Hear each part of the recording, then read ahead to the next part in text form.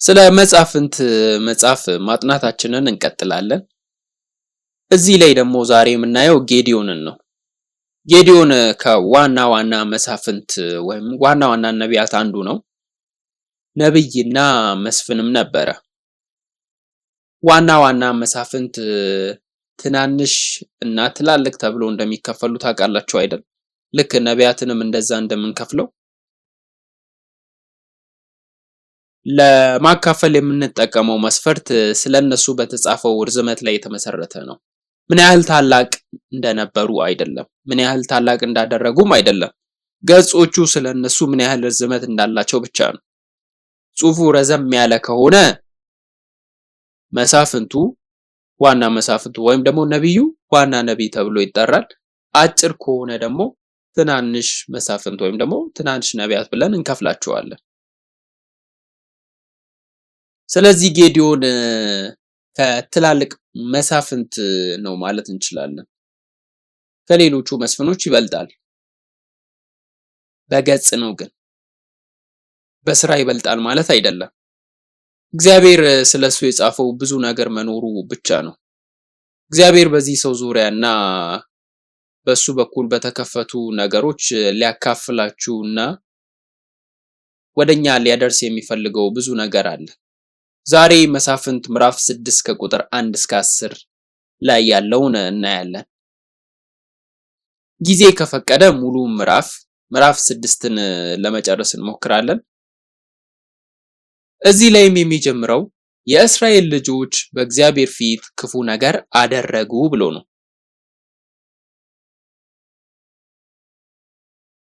ካለፉት መሳፍንት ጋር ምን ያክል ጊዜ ቆዩ ታስታውሳላችሁ? በዲቦራ ዘመን የሰላምና የብልጽግና ጊዜ ለምን ያህል ጊዜ ነበራቸው? 40 ዓመት። በዲቦራ ስር 40 ዓመት ቆዩ። ነገር ግን እስራኤላውያን በእግዚአብሔር ፊት ክፉ ማድረግ ጀመሩ። ስለዚህ እግዚአብሔር ሚዲያማውያንን ላከ። የእግዚአብሔርም እጅ በሚዲያማውያን እጅ አሳልፎ መስጠት ነበርና ለሚዲያማውያን አሳልፎ ሰጣቸው። ለስንት ዓመት? 7 ዓመት።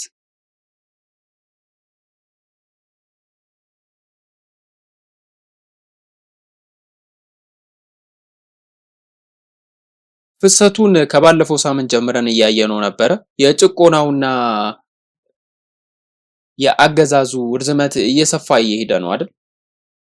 ነገር ግን እዚህ 7 ፍጹም ቁጥሮች እንደመሆናቸው እየጠነከረ ሄደ። ቁጥር 3 እስራኤል ዘርተው ሲወጡ ሚዲያማውያን እንደሚመጡ ይናገራል። ሚዲያማውያን ከአማሌቃውያን ከምስራቅ ልጆች ጋር መጥተው ይወጓቸው ነበር። በእነሱ ላይ ይሰፍሩና የምድርን ምርት ያጠፉ ነበር። በመሰረቱ ሰብሉን ነበር የሚያጠፉት። ሰብሉን እያጠፉ ነበር። እስራኤላውያን የሚኖሩበት ነገር እንዳይኖራቸው እያረጋገጡላቸው ነበር። ታዲያ እንዲህ ያለ ነገር እንደገና ለምን ተከሰተ? እግዚአብሔር እንደገና ለምን እንዲሆን ፈቀደ?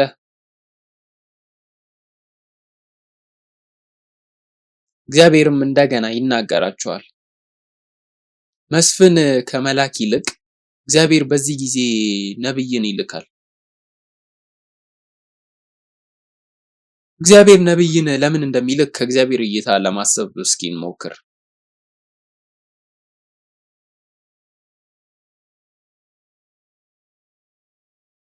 በእግዚአብሔር ቦታ ብትሆኑ መሳፍንትን ትልካላችሁ? መሳፍንትን የምትልኩ ከሆነ ኃጢአት ይቀጥላል። ከዚያም ቀጥሎ ደግሞ ሌላ ሰው መላክንም ይፈልጋል። ከናንተ እይታ የላቀ ማን ነው? መሳፍንትን መላክ ነው ወይስ ነብይን መላክ ነው የተሻለ የሚሆነው? ነብይ በትክክለኛ ፍቺው የእግዚአብሔርን ቃል የሚናገር ሰው ማለት ነው። ስለዚህ እሱ ነብይን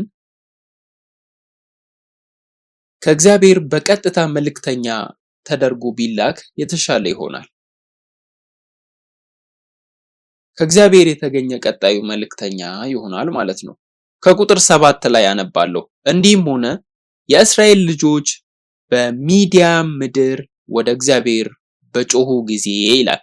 ቁጥር 8 እግዚአብሔር ወደ እስራኤል ልጆች ነቢይ ላከ።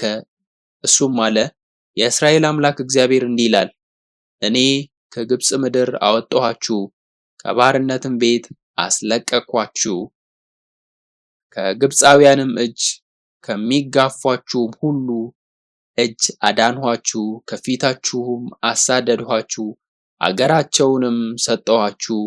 እናንተም እኔ አምላካችሁ እግዚአብሔር ነኝ፣ በምድራቸውም የተቀመጣችሁባቸውን የአሞራውያንን አማልክት አትፍሩ አሏቸው።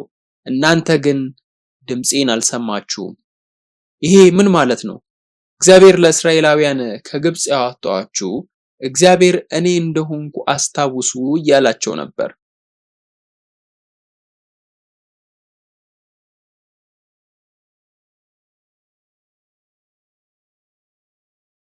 በዚህም ጊዜ እየጠየቃቸው ያለው እግዚአብሔር ነው። እስራኤላውያን በምድረ በዳ ጉዟቸው መጨረሻ ላይ በሞዓብ ውስጥ ወድቀው ጣዖታትን አምልከው ነበረ። እግዚአብሔር ያንን ደጋግሞ መናገሩን ቀጠለ። ያንም መስማትም ደክሟቸው ነበረ። እግዚአብሔር ግን የአሞራውያንን አማልክት አትፍሩ አለ። እዚህ ላይ ምን ማለት ነው? የአሞራውያንን አማልክት አትፍሩ ሲል እነሱ ይቃወሟቸዋል ማለት አይደለም። እዚህ ላይ በመጀመሪያ ቋንቋ ፍርሃት ማለት ነው።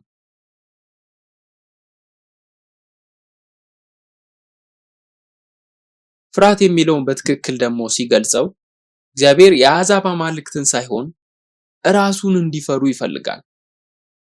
ፍርሃት የሚለው ቃልም አክብሮትና አምልኮን ሊወክል ይችላል። ስለዚህ እግዚአብሔር እነዚህ ሌሎች አማልክት እንዳታመልኩና እንዳትሰግዱ ነግሬያቸዋለሁ፣ እናንተ ግን አልታዘዛችሁም ሲል እያስታወሳቸው ነበረ። ለዚህ ነው ይህ ጥፋት የደረሰባቸው። ወደ እኔ የምትጮሁት ለምንድን ነው እያለ እየነገራቸው ነው። መጥቼ እንዳድናችሁ ምን ማድረግ እንዳለባችሁ ነግሬያችሁ ነበረ እያላቸው ነው።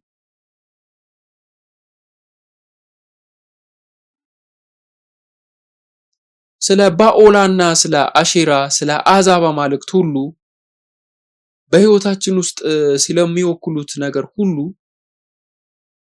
እየነገረን ነበረ። በመሳፍንት መጽሐፍ አማካኝነት እስራኤላውያንን ከኛ ጋር እና ምናልባትም አንዳንድ ጊዜ እዚህ ካለው ሰው ጋር እያወዳደርን ማየት ጥሩ ነው።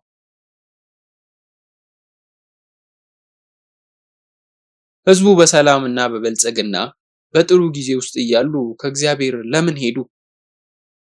ነገሮች ያን ያክል አስቸጋሪ በማይሆኑበት ጊዜ ከእግዚአብሔር ጋር መሆንን ለምንድን ነው የማይመርጡት? ይሄ ነቢይ የተናገረውን የእግዚአብሔርን መልእክት ከተናገረ በኋላም ቢሆን እስራኤላውያን ንስሐ መግባታቸውን የሚያሳይ ምንም ምልክት የለም። ልባቸው በዚህ መንገድ ደነደነ። ለነሱ እግዚአብሔር ሆይ እንደገና ተመሳሳይ ነገር እየተናገርከን ነው የሚል ዝንባሌ ነበራቸው። እነሱ ሲጮሁ ነገሮች ሁሉ ባልሆኑበትና በተጨቆኑበት ጊዜም እንኳን ንስሐ አልገቡም ነበር። ለምን?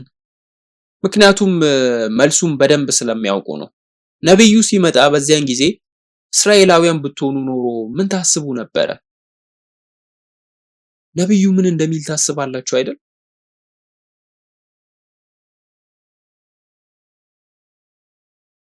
ብዙ ጊዜ ማስታወቂያውን ተመልክታችሁ ርዕሱን ስትመለከቱ ኦ ፓስተር በዚህ መንገድ ሊወጋኝ ነው ብላችሁ ታውቃላችሁ?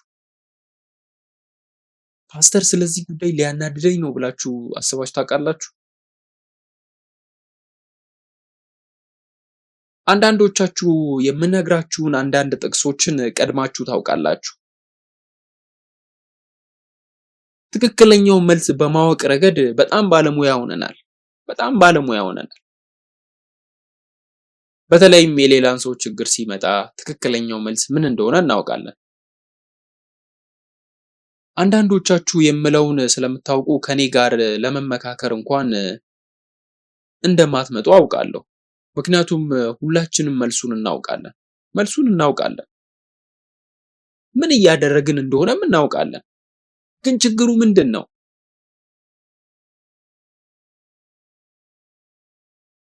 በጭንቅላታችን ውስጥ ያለው ትክክለኛው ነገር ምን እንደሆነ እናውቃለን። ነገር ግን ህይወታችን እየተለወጠ አይደለም። ለኛም እየተመለሰልን አይደለም። ይሄ በጣም ከባድ ህመምና አስቸጋሪ ነገር ነው። ከሚታዘንለትም ነገር አንዱ ነው መንፈሳዊ አእምሮ ማጣት።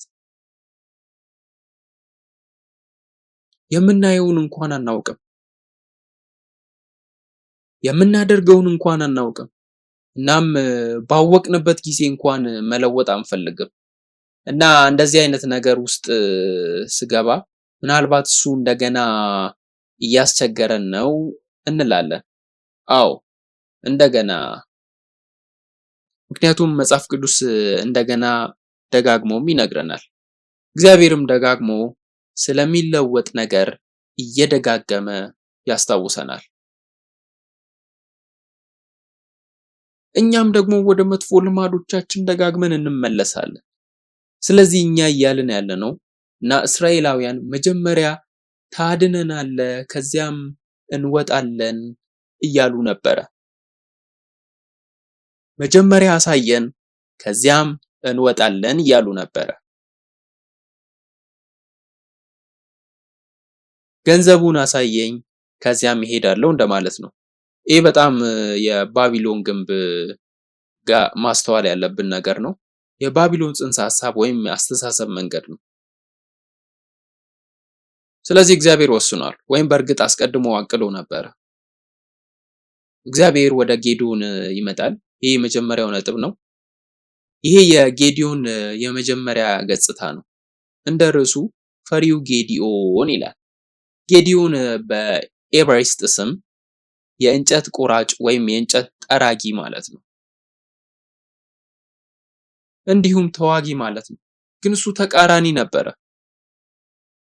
ቁጥር 11 እና 12 የእግዚአብሔር መልአክ መጥቶ በኦፍራ ባለችው ለአቢዔዝራዊው ለኢዮአስ በነበረችው በአድባሩ ዛፍ በታች ተቀመጠ። ልጁም ጌዲዮን ከሚዲያማውያን ለመሸሸግ በወይን መጥመቂያ ውስጥ ስንዴ ይወቃ ነበረ።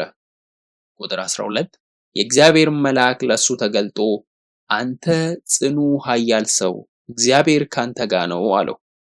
የጌዲዮንን ታሪክ በደንብ እናውቃለን። ጌዲዮን እዚያ ምን እያደረገ ነበር? የጌዲዮን አባት ኢዮአስ ነው። ስንዴ እየወቃ በዚያ በመሸሸጊያ ውስጥ ቁጭ ብሎ በወይን መጭመቂያው ውስጥ እየወቃ ነበረ።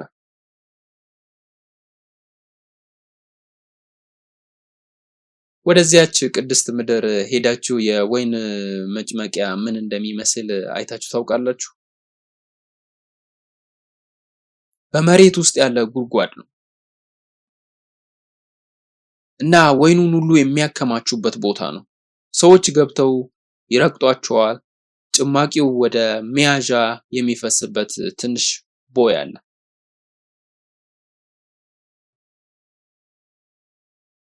መኸር አብዛኛው ጊዜ በከፍታ ላይ ባለው አውድማ ላይ ነው አይደለ? መከናወን ያለበት ወይም መወቃት ያለበት። ጥሩ ነፋስ ስለሚነፍስ እህሉ ሲወረወር ገለባው ይበራል እና ስንዴው እዛው ይቀራል። ስለዚህ ትልቅ ከፍታ ያለው ቦታ መሆን አለበት።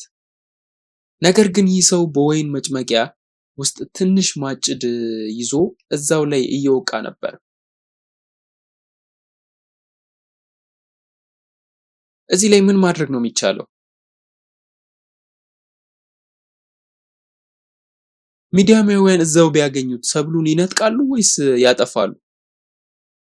እሱም እኮ ይህንን አውቆ ፈሪ ሆኖ ተደብቆ ነበረ። ፈርቶ ነበረ፣ ነገር ግን መብላትም ይፈልጋል። እየሆነ ያለው በጣም አስቂኝ ነገር ነው። ከዚያም የጌታ መልአክ እዚህ ይታያል። መልአክ የሚለው የዕብራይስጥ ቃል እንደ ሰላም መልአክ ያለ ክንፍ ያለው ወፍ የሚመስል ነገር አይደለም። ምን ማለት እንደሆነ ግን ታውቃላችሁ? መልእክተኛ ማለት ነው። ምናልባትም ልክ እዛ ጋር እንደቆመ ሰው የሚመስል ማለት ነው። ይህም ፈሪ ጌዲዮንን እያወቃችሁ አስቡት እስኪ። ከዚያ ወደ ላይ ተመለከተና መልአኩ አንተ ኃያል ተዋጊ ብሎ ሄደ። እዚህ የሆነውን ነገር ትክክል አይደለም። አስቂኝ ይመስላል። መልአኩ እንዴት ይሄንን አያውቅም? ፈርቶ እየተደበቀ እንዳለ እንዴት አያውቅም? መልአኩ እኮ በጌታ በእግዚአብሔር ስም እየተናገረ ነው። በትክክል እግዚአብሔርንም ያውቃል። ቁጥር 13 ላይ እስኪ እንመልከት። ጌዲዮን ጌታዬ ሆይ አለ። ምክንያቱም አምላኬ ሆይ ጌታዬ ሆይ እግዚአብሔር ከኛ ጋር ከሆነ ይህ ሁሉ ለምን ደረሰብን የሚል ጥያቄ አለበት። እንደዚህም ብሎ ጠየቀ። በጣም ፈሪ ነበር። ነገር ግን እዚያ ከእግዚአብሔር ጋር በመነጋገር ላይ በጣም ደፋር ሆነ። እናም አባቶቻችን እግዚአብሔር ከግብፅ አላወጣምን እያሉ የነገሩን ታምራቱ ሁሉ የት አለ ብሎ ጠየቀ። አሁን ግን እግዚአብሔር ትቶናል፣ በሚዲያም እጅ አሳልፎ ሰጥቶናል እያለ ነው። ምን ማለት ነው ታዲያ እሱ የሚያወራው? መልካም ነገር መጣል፣ ልናገር፣ ይህን ልጠይቅ እያለ ነው። እሱም ጌታ ሆይ አንተ የእግዚአብሔር መልአክ ነህ? ከጌታ ጋር እናገራለሁ ይላል። አንተ የገባህልን ነገር ብታደርግ እኮ ይህ ሁሉ አይሆንም ነበር እያለ ነበር። የገባኸውን ቃል ኪዳን ሁሉ ብትፈጽም በወይን መጥመቂያ ውስጥ አልወቃም ነበር አለ። አባቶቻችን የሚናገሩት አምላክ አንተ ብትሆን ኖሮ ታዲያስ ታምራት እነዛ የት አሉ አለ። ለምን አታድነን? ይሄን ብታደርግ ኖሮ እንዲህ ፈሪ ባልሆን ነበር አለ። ይሄን ማድረግ አልፈልግም። በወይን መጥመቂያ ውስጥ መወቃቀስ አልፈልግም። እሺ ምን እየሆነ ነው? አንተ የት ነህ? እናም ኃያል ተዋጊ ትለኛለህ? ፌዘኛ እየሆንክ እኮ ነው። የፈሪ ሰው ተግባር እያደረግኩ ትመለከተኛለህ አይደል? ጦረኛ ትለኛለህ? ጌታዊ አንተም እንደዚህ ትላለህ? ያንተ ታምራዊ ኃይል የት አለ? የገባኸውን ብታደርግ ኖሮ እያለ ነበር። አንዳንድ ጊዜ ለእግዚአብሔር እሺ ማለት አንፈልግም። ምን አይነት ተዋጊ? አሁን እኮ ተዋጊ አያስፈልገንም። ከውጊያው ለመትረፍ እየሞከርኩ ነው የምንልበትም ጊዜ ሊኖር ይችላል። ለመመገብ የሚያስፈልገኝን በጠረጴዛዬ ላይ ለማስቀመጥ እየሞከርኩ ነው ልንል እንችላለን። ተዋጊ ስትል ወጥቼ መዋጋት አልችልም። አንዳንድ ጊዜ ስብከቶችን ስንሰማ ወይም ምስክርነቶችን ስንሰማ አዎ የፓስተር አምላክ ያ ነው እንላለን። ያ የመሪያችን አምላክ ነው እንላለን። ነገር ግን እግዚአብሔር ለኛ ተጨባጭ አይደለም።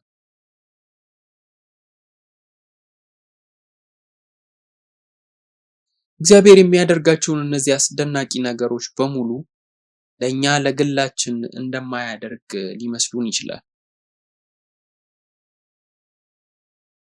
መጥቶ መዋጋት እንዳለብን ይነግረናል። መጥቶም ታላቅ ተዋጊ እንደሆነን ይናገራል። ልክ ነህ። በሕይወታችን ውስጥ እግዚአብሔር ታላቅ ኃይል የት አለ ብለን የምንጠይቅበት ጊዜ ሊኖር ይችላል። የት አለ መንገዱ ልለማመደውና ታላቅ ተዋጊ ለመሆን የምችልበት ብለን ልንጠይቅም እንችላለን። ያ አስደናቂ የቃል ግንዛቤና መረዳት የት አለ ልንል እንችላለን። ተጨማሪ ገንዘብ ቢኖረኝ፣ ተጨማሪ ጤና ቢኖረኝ፣ የቤተሰቤ ሁኔታ እንደዚህ ቢሆን፣ ምናልባትም እንደዚህና እንደዚያ ቢሆን እንላለን። እግዚአብሔር ሆይ በዚህ ጉድጓድ ውስጥ ተውከኝ፣ በችግር ትተኸኛል እና አሁን ምን እንዳደርግ ትፈልጋለህ እንላለን። እስካሁን ድረስም ሙሉ በሙሉ ከኔ ጋር እንዳልተስማማ ተስፋ አደርጋለሁ።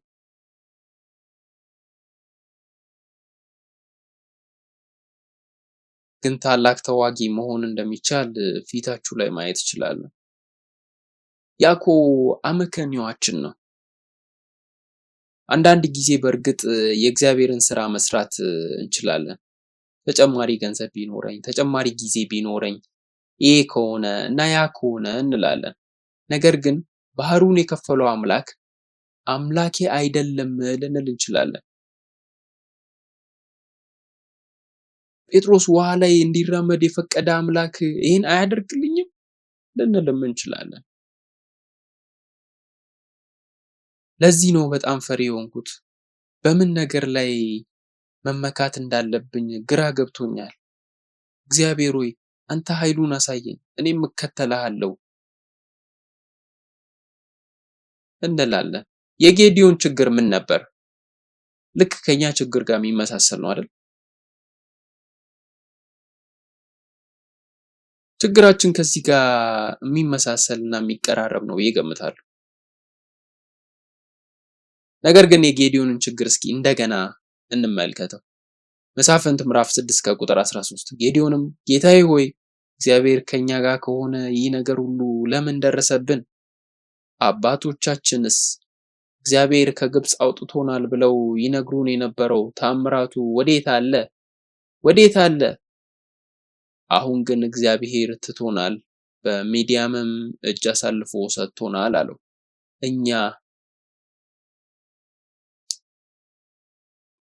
እኛ የሚለውን ነገር እስኪ እዚህ አስገብተን እናንብበው። ከሱ ጋር እያነጻጸርን እንየው። እኛ እንደሆንን አስተውላችኋል? እኛን ማዕከል ያደረገ ነው። ሰውን ማዕከል ያደረገ የአስተሳሰብ መንገድ፣ ይሄ የአሮጌው እባብ አስተሳሰብ መንገድ እንጂ ሌላ አይደለም። የባቢሎናውያን የባቤል ግንብ እንድናስብ ያስተማሩን መንገድ ነው። በተለመደው ዘመናችን ለምን እንደምንበሳጭ እናስብ። እኔም ተመሳሳይ ጥያቄ ራሴን ለመጠየቅ ትንሽ ጊዜ አሳልፌ ነበር። ምን እንድበሳጭ ያደርገኛል መሰላችሁ? እስኪ እናንተንም ለሚቀጥሉት 5 ሰኮንዶች ማሰብ ትችላላችሁ። መቼ ነው የተበሳጫችሁት? ልጄ ሲጮህ ነበረ። ያ የኔ መልስ ነው። የእናንተን መልስ ግን አላውቅም። ለኔ የማይመች በሚሆንበት ጊዜ፣ አንዳንድ ጊዜ መኪና እየነዳው እያለው አንድ ሰው በመንገዴ ላይ ሲያስቸግረኝ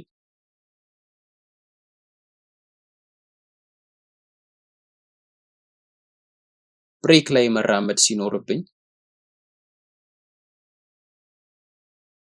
እግሬን እንዴት አንቀሳቅሼ ፍሬኑን ረግጬ እንደማቀዘቅዝ አስባለሁ። ማርሻችንን ከመቀየራችን በፊት ምን ያክል ፍሬኑን ማቀዝቀዝ እንዳለብን ታውቃላችሁ? ሌላ ሰው መቶ በዛ ሰዓት ላይ ቢጮህብን ሌላ ውጥረት እንደሚፈጥር ታውቃላችሁ? ትርምስ የሚፈጥር ችግር ነው አይደል? ሰዎች ለማድረግ እየጣርን ያለነውን ነገር እንደዚህ አድርግ ብለው ሲነግሩ እንደዚህ የሚያስጨንቁ ነገሮች ሁሉ ስለሚያስቆጡኝ ነው። ምክንያቱም ምቾት አይሰጡኝም። እውነት አይደለም?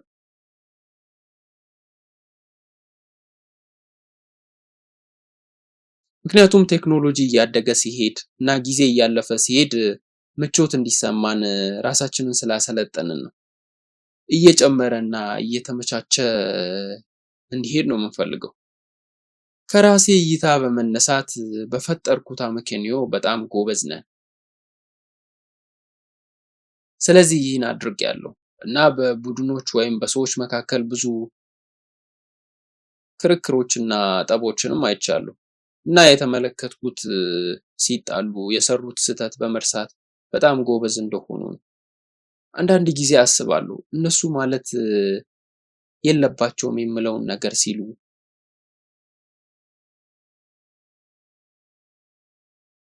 በዛ ላይ የሰው ልጆች መሆናችንንም ማስታወስ አስፈላጊ ነው።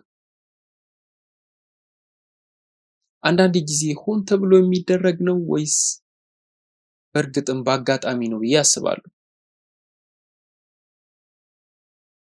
በየትኛውም መንገድ ቢሆን ግን ለራሳችን እንድንታገል ተፈጥረናል። እኛ ለራሳችን እንናገራለን እናም ስህተቶቻችንን ችላ በማለት የሌላኛውን ወገኖች ጉድለቶች በማጉላት በዚህ ክህሎት የተሻሻልን ነን። መብቶቻችንን በደንብ በማውራት ስህተቶቻችንንና ቅሬታን መቅረፍ ነው የምንፈልገው። ውሸት ነው ይሄ? ምክንያቱም እንደ ወደቀ ሰው ታላቅ ባህሪው ወይም የሚያሳየው ጸባይ ያንን ክህሎት በእግዚአብሔር ላይ ለማሳየትም መሞከራችን ነው። ልክ ጌዲዮን እያደረገው እንዳለው እዚህ ጋር ምን ማድረግ አለብኝ የሚለው ጥያቄ ከመጠየቁ በፊት ክርክሩን ጀመረ። ያንን ይረሳልና እግዚአብሔር ሆይ ያንተን ስራ እኮ አልሰራህም ይላል። ለዚህ ነው እዚህ የመጣሁት። ደግሞ ኃያል ተዋጊ ትለኛለህ? ለመዋጋት እንኳን መውጣት አልፈልግም ይላል። የሚያስፈልገኝ ምግብ መብላት እንድችል ምግብ ብቻ ነው አሁን ሐሳቤ ላይ ያለው ጭንቀት። ይሄ የማን ጥፋት እንደሆነ ገምቱ እስኪ።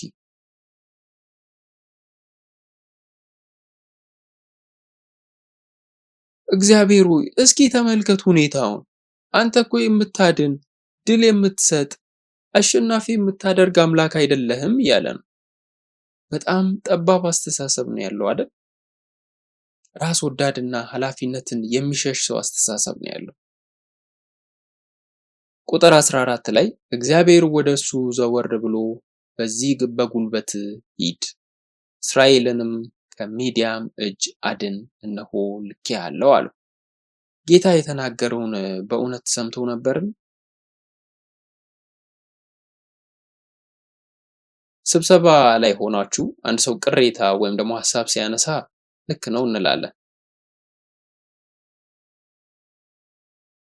መሪውም ስለዚህ ነገር ለምን አታስብም ብሎ መልስ ይሰጠናል። እዚህ ጋርም እንደዛ አይነት ነገር እየተከሰተ ነው።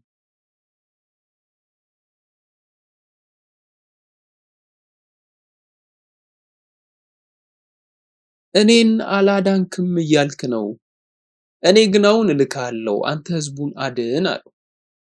ከዚያም ጌዲዮን ቀጠለ። ቁጥር 15 እና 16 ላይ እሱም ጌታ ሆይ እስራኤልን በምን አድናለሁ? ወገኔ ከምናሴ ነገድ ከሁሉ ይልቅ የተጠቃ ነው፣ እኔም በአባቴ ቤት የሁሉ ታናሽ ነኝ አለው። እግዚአብሔርም በእርግጥ ከአንተ ጋር ሆናለሁ፣ ሚዲያምን እንደ አንድ ሰው አድርገህ ትመታለህ አለው። ምንም ክርክር የለውም። በእግዚአብሔር ላይ መከራከር አንችልም። እግዚአብሔር ሆይ አንተ ልታድነን ይገባሃል ይላል። እግዚአብሔር አዎ ለዚህ ነው የመረጥኩ፣ ለማዳን እየተጠቀምኩ ነው ይላል። አዎ አይሆንም፣ እኔ በጣም ትንሽ ሰው ነኝ፣ ከነገዶች ሁሉ ትንሹና ታናሹ ነኝ ይላል። እግዚአብሔርም ችግር የለውም ከአንተ ጋር ሆናለሁ ይላል። ኃያል ተዋጊ ብሎ የጠራው ለምን እንደሆነ ታውቃላችሁ? ወደ ጦርነት እንደሚልክ ስለሚያውቅ። የተባረካችሁ ሰው እንደሆናችሁ ታምናላችሁ?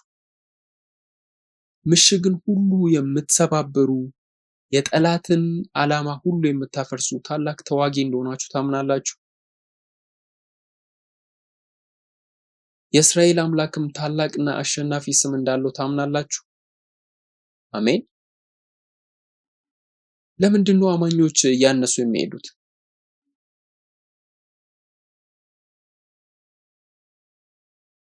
እግዚአብሔር ጠራን፣ ከዚያም የጠራን እንዳልሆንን የሚያሳዩ ሁኔታዎች ሲከሰቱ እንመለሳለን።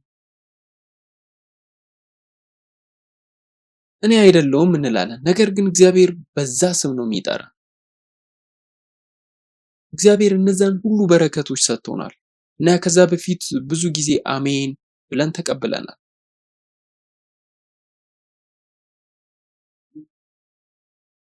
ስለተናገረን ነገር ሁሉ ደጋግመን አሜን ማለት አይጠበቅብንም። እግዚአብሔር አንድ ጊዜ አድርጌዋለሁ ካለ አይዋሽም። አንተ ተዋጊ ነህ፣ ምክንያቱም ከአንተ ጋር ስለመሆን እንጂ ታላቅ ስለሆንክ አይደለም አለው። በዚህ ጊዜ ምን ማለት አለብን? አሜን እንሂድ ብቻ ነበር የሚያስፈልገው።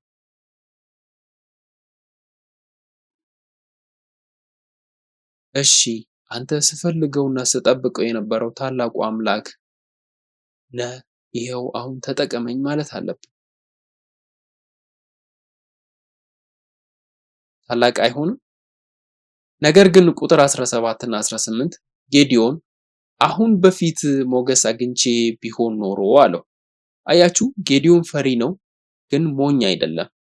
ብዙውን ጊዜ እነዚህን የበለጠ ዝርዝሮች ሰዎች ያቀርባሉ፣ ፍርሃት አላቸውና ሁሉም ነገር ስለሚቆጥሩ ፈሪ ይመስላሉ። ጌዲዮን እንደዚህ አይነት ሰው ይመስላል። እሱም በአንተ ዘንድ ሞገስ ካገኘው የምትናገረኝም አንተ እንደሆነ ምልክት አሳየኝ አለ። አሁን እያናገርኩ ነው ይላል። ምልክት አሳየኝ ይላል ጌዲዮን ደግሞ። በጌዲዮን አትሳቁ፣ ግን እኔ አይደለሁም ይህም አንተም አይደለም፣ እግዚአብሔር ሆይ አሳየኝ እያለ ነው። ጌዲዮን እግዚአብሔር እየተናገረው እግዚአብሔር መሆኑን በማመን እግዚአብሔርን እየተናገረ ነበር። እግዚአብሔር ሂድና አንድ ነገር አድርግ ሲለው ምልክት አሳየኝ አለ። በእውነት አንተ መሆንን አረጋግጥ አለ። ቁጥር 18 ላይ ወደ አንተ እስክመለስ ድረስ ቁርባኔን አምጥቼ እስካቀርብልህ ድረስ እባክህ ከዚህ አትላወስ አለው። እሱም እስክትመለስ ድረስ እቆያለሁ አለ። አሁን በፊት ሞገስ ካገኘው ከእኔ ጋር የምትናገረው አንተ እንደሆንክ የሚያሳይ ምልክት አሳየኝ አለ። ይህ የመጀመሪያው ፈተና ነው። እግዚአብሔር እስክመለስ ድረስ እዚህ ጠብቀኝ ብሎ መናገሩ። እኛ የምናደርገው ይህንኑ ነው። እናም መባዬን ላንተ አቀርባለሁ ማለታችን ብቻ ነው። ስለዚህ ለእግዚአብሔር ቸርነት እያደረግን ያለን ሊመስል ይችላል። መባ አመጣለሁ እንላለን። እግዚአብሔር እየፈተነን ነው ወይስ በእርግጥ መባ እየሰጠን ያለን ሊመስል ይችላል። እሱ ግን እስክመለስ ድረስ እቆያለሁ ብሎ መለሰ። ስለዚህ መባውን አመጣ። ከቁጥር 19 እስከ 21 ቁጥር 19 ጌዲዮን ገባ፣ የፍየሉንም ጠቦት የኢፍ መስፈሪያም ዱቄት የቂጣ እንጎቻ አዘጋጀ፣ ስጋውን በሌማት አኖረ፣ መረቁንም በምንቸት ውስጥ አደረገ፣ ሁሉንም ይዞ በአድባሩ ዛፍ በታች አቀረበለት። ስጋውንም በቅርጫት ውስጥ መረቁንም በድስት ውስጥ አስቀመጠ። ይህ ማሰሮ ትንሽ ማሰሮ አይደለም፣ ትልቅ ማሰሮ እንደሆነ ይታሰባል። ከኦክ ዛፍ ስር አውጥቶ አቀረበለት። ታዲያ ምን አመጣ? ሙሉ የፍየል ጠቦት። ይህ ትልቅ መስዋዕት ነው። በተለይ የሚበሉት ነገሮች ባልነበራቸው ወቅት ላይ ነው። በኋላ ላይ ጌዲዮን ከባለጸጋ ቤተሰብ የመጣ መሆኑን እናያለን። በወይን መጭመቂያ ውስጥ ለምን እንደሚወቃ አላውቅም። አሁን የት ነን?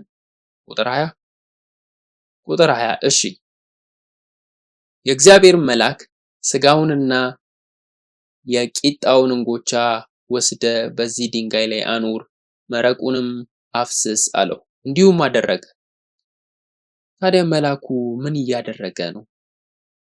አልበላውም? ረቡዕ ምሽቶች በጣም ለጋስ ልብ ያለው ሾርባ እያዘጋጀ እንደሆነ ታውቃላችሁ አይደል?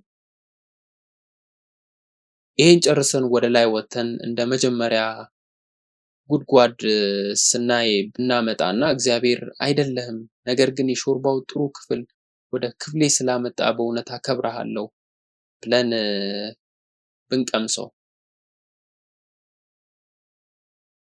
ለምንድን ነው ጠረጴዛው ላይ የምናፈሰው ብለን መጠየቅ አንችልም? አፍስሱ ቢላችሁ ምን ይሰማችኋል? እሱ ሳይበላው በድንኳኑ ላይ አስቀምጦ መረቁን አፍስሰው ይላል። እሺ ቁጥር 21 የእግዚአብሔር መልአክ በእጁ ላይ ያለውን የበትሩን ጫፍ ዘርግቶ ስጋውንና የቂጣውን እንጎቻ አስነካ። እሳትም ከድንጋዩ ውስጥ ወጥቶ ስጋውንም የቂጣውንም እንጎቻ በላ። እግዚአብሔርም መልአክ ከዓይኑ ተሰወረ። ምንድን ነው የሆነው?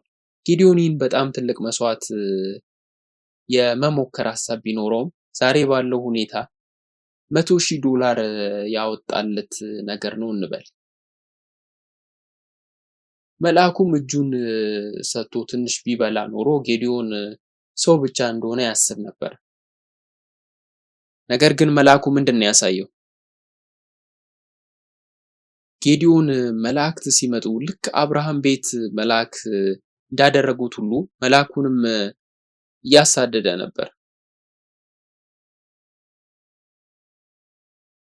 መልአኩም ኤልያስ ያደረገውን አሳየው። እንደ ሙሴ በትር እሳት ይዞ እሳት አመጣ፣ ከዚያም ተቃጠለ። እግዚአብሔርም በእርግጥ ያንን መስዋዕት ተቀበለ። አንዳንድ ጊዜ እግዚአብሔር በመስዋዕቶቻችንም እንፈትነዋለን። ቁጥር 22 እንዲህ ይላል፣ ጌዲዮንም የእግዚአብሔር መልአክ እንደሆነ አየ። ጌዲዮንም አቤቱ አምላኬ ሆይ ወዮልኝ፣ የእግዚአብሔር መልአክ ፊት ለፊት አይቼዋለሁና አለ። እስከዚያ ጊዜ ድረስ አላመነም። ወዮ ጌታዬ እግዚአብሔር ሆይ አሁን የእግዚአብሔር መልአክ ፊት ለፊት አይቼዋለሁ ማለት ነው አለ። በጌዲዮን እምነት ውስጥ እየተከናወኑ ያሉ ለውጦች ስንመለከት ከእምነታችን ጋር ማወዳደር አለብን። በመጀመሪያ እግዚአብሔር አምላክ መሆን እንዳለበት እናውቃለን፣ እናማርራለን። ነገር ግን እግዚአብሔር አሁንም ስራውን የመስራት መብት ይሰጠናል። እናም እንፈትነዋለን። ያለን ለሱ በማቅረብ እንፈትነዋለን። እናም ዋው እግዚአብሔር ይህን ስጦታ በእርግጥ እየተቀበለ ልቤን ያስደሰተ ነው እንላለን። ስትገነዘቡ ከእግዚአብሔር ጋር ካሳለፍነው ልምድ በኋላ ይህ ጌታ ነው እንላለን። ከዚያም ጊዜ ድረስ የጌዲዮን አምላክ በጭንቅላት ውስጥ ብቻ ነበረ። የጌዲዮን አምላክ ከሌሎቹ ሰዎች እና ከአባቶች የሰማውን ነገር ታሪኮችም ነበሩት። አሁን ግን ይህ ሲመጣ አዲስ ነገር አጋጥሞታል። ስለዚህ እስክናውቀው ድረስ ባለፈው እሁድ እውቀት ምን እንደሆነ ተምረን ነበር። ጌዲዮንም እምነት ነበረው። ነገር ግን የእግዚአብሔር መልአክ የሆነው እግዚአብሔር መጥቶ አረጋግጦለታል እና አሁንም እግዚአብሔርን ያውቃል።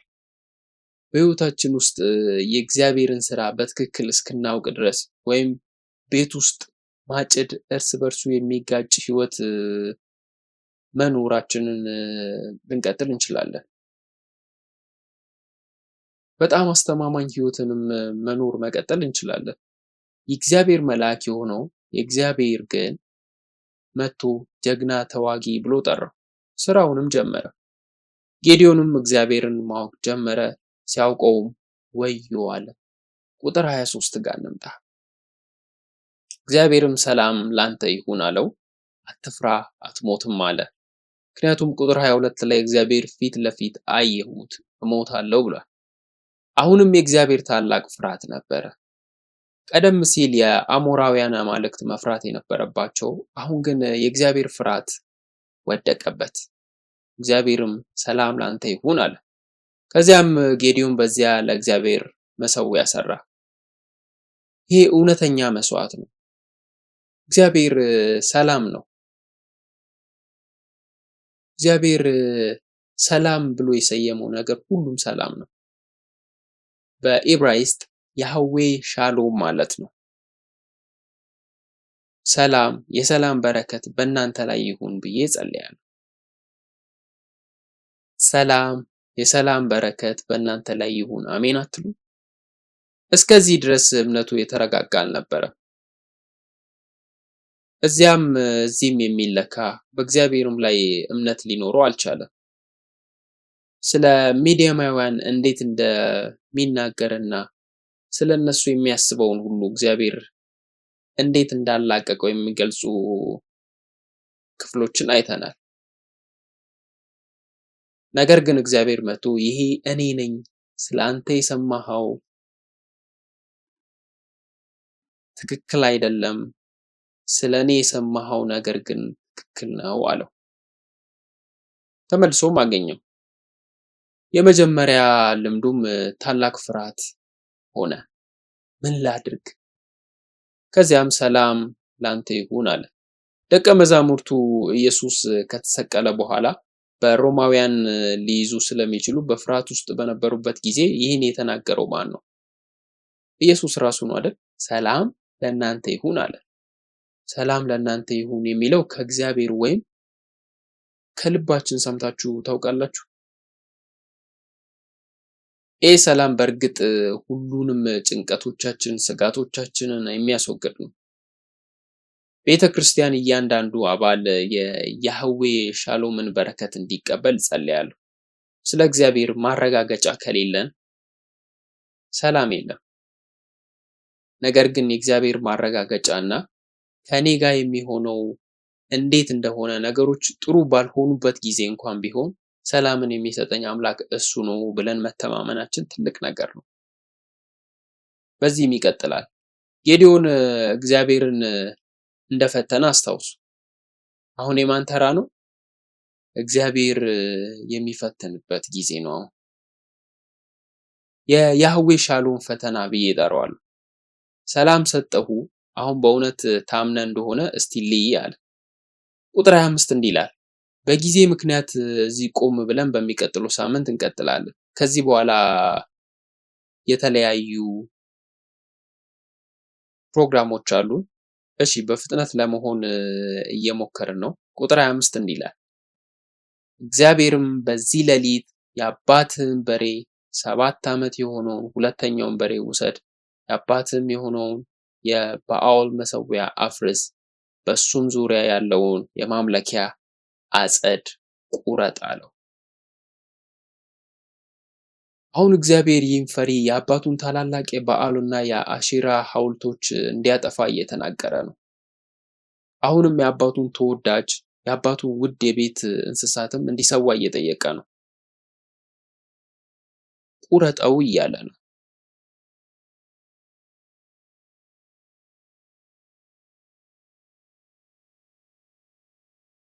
ቁጥር 26 ላይ በምሽጉ ላይ ለአምላክ ለእግዚአብሔር መሠዊያ በሥርዓት ሠራ ይላል።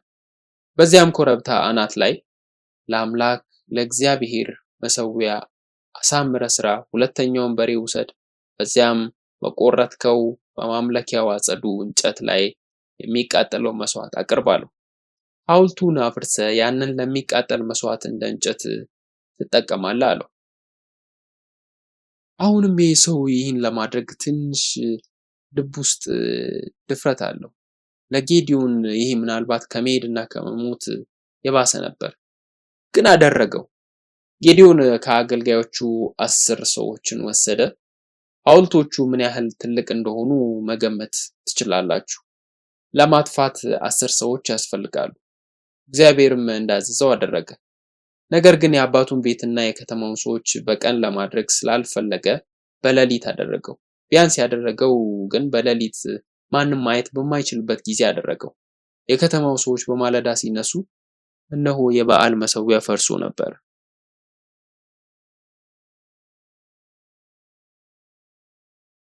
ሐውልት ማለቴን ቀጥዬበታለሁ፣ ግን መሠዊያው ፈረሰ።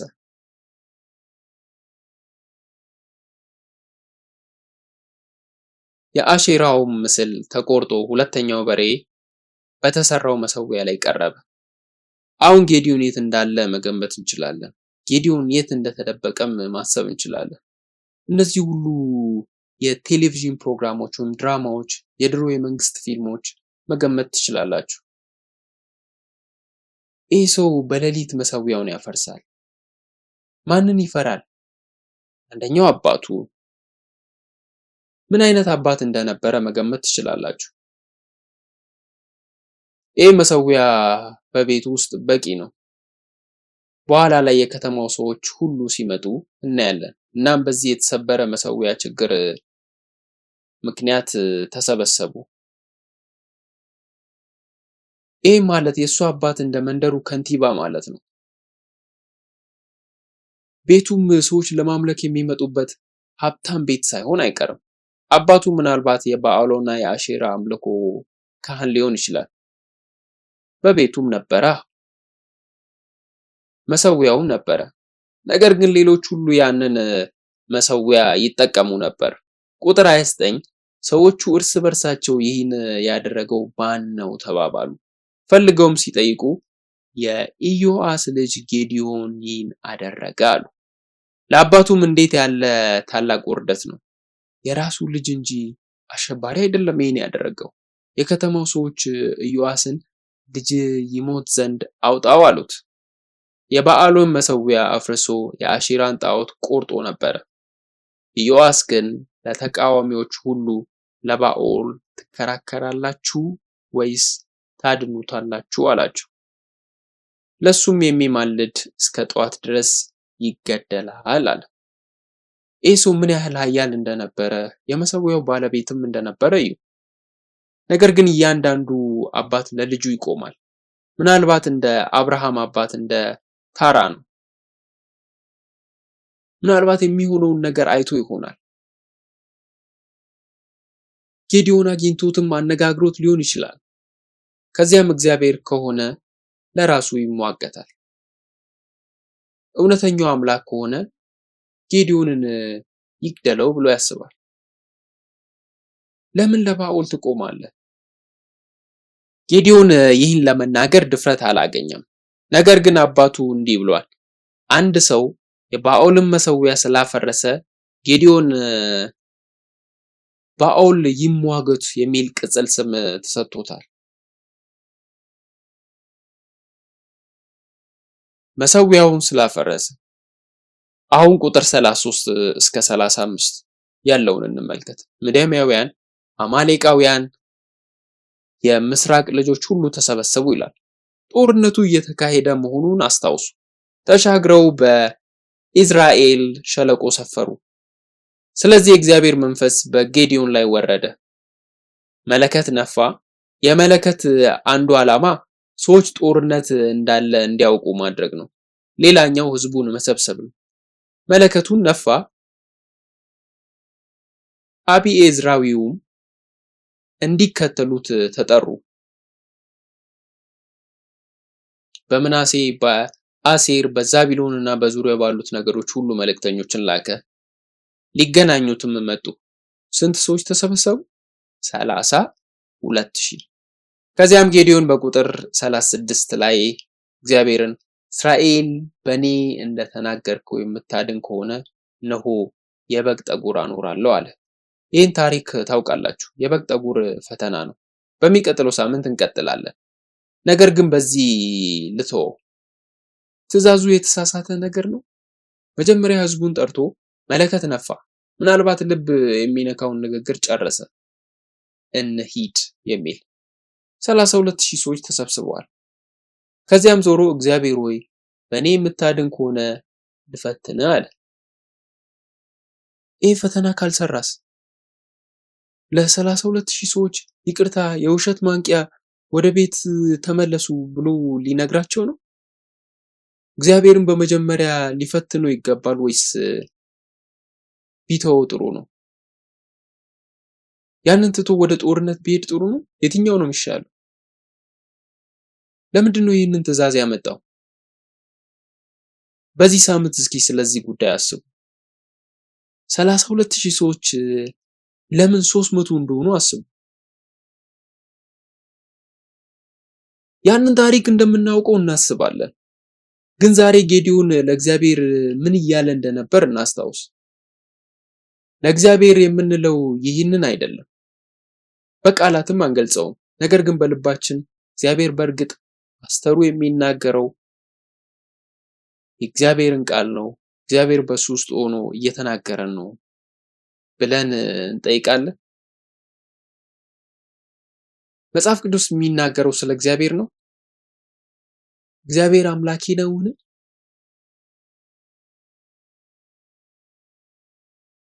ይህንን እስኪ ጥያቄ ልባችን ውስጥ እናስቀምጥ። ስለዚህ የምንጸልይ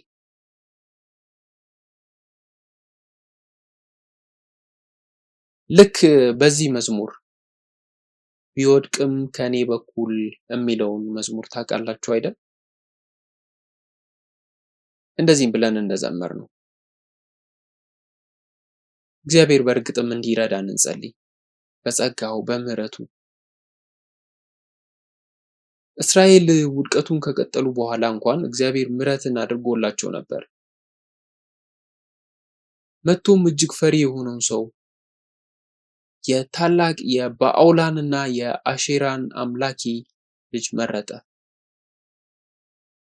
መጥቶም አንተ ደፋር ተዋጊ አለ። እግዚአብሔር ያንን በረከት ሲሰጥ ሊያሞካሽ ወይም ጥሩ ስሜት እንዲሰማ አይደለም። እግዚአብሔር ታላቅ ተዋጊ እንደምትሆን ስለሚያውቅ ነው። እንድንከተል የሚፈቅደው የእግዚአብሔር ጸጋ ነው። ስለዚህ በሱ እንታመን። እግዚአብሔር ልክ እንደ ጌዲዮን እባክህ ናና አድነኝ፣ ተጠቀምብኝ፣ ምንም ዋጋ ባይኖረኝም እባክህ ተጠቀምብኝ ይላል። እንጸልይ።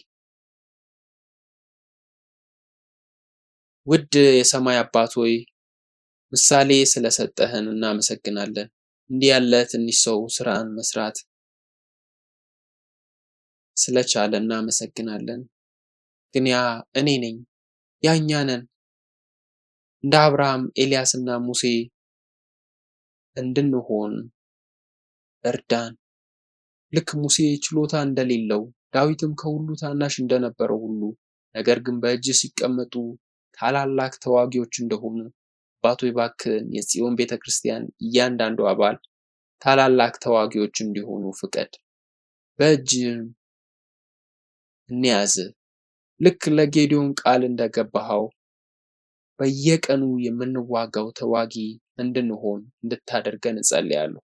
ለጸጋህ እናመሰግናለን። በኢየሱስ ስም አሜን።